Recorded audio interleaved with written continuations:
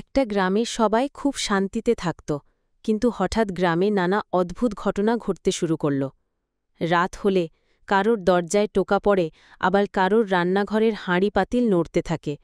গ্রামের মানুষ ভয় পেয়ে গেল। সবাই বলল, গ্রামে নিশ্চয়ই ভূত এসেছে। তখন গ্রামের মানুষ ওঝার কাছে গেল। ওঝা ছিলেন বয়সে বড়, দাড়ি গোফওয়ালা মানুষ। তিনি নানা মন্ত্রতন্ত্র জানতেন। সবাইকে সাহস দিয়ে তিনি বললেন, ভয় পেও না, আল্লাহর নাম নিলে কোনো ভূত কারোর ক্ষতি করতে পারবে না। সেদিন রাতেই ওঝা একা জঙ্গলের দিকে গেলেন।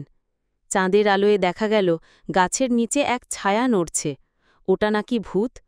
ওঝা সাহস করে বসলেন, চোখ বন্ধ করে দোয়া পড়তে লাগলেন। হঠাৎ করে সেই ছায়াটা কেঁপে উঠল আর মাটির ওপর লুটিয়ে পড়ল। ভোর হলে দেখা গেল আসলে সেটা ভূত নয়, গ্রামেরই এক দুষ্টু ছেলে রাতে সবাইকে ভয় দেখাত। ওঝা তার দুষ্টুমি ধরা পড়ে দিলেন।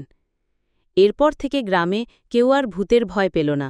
সবাই বুঝল, অন্ধকারকে ভয় না পেয়ে সাহস আর আল্লাহর নাম নিলেই সব বিপদ দূর হয়।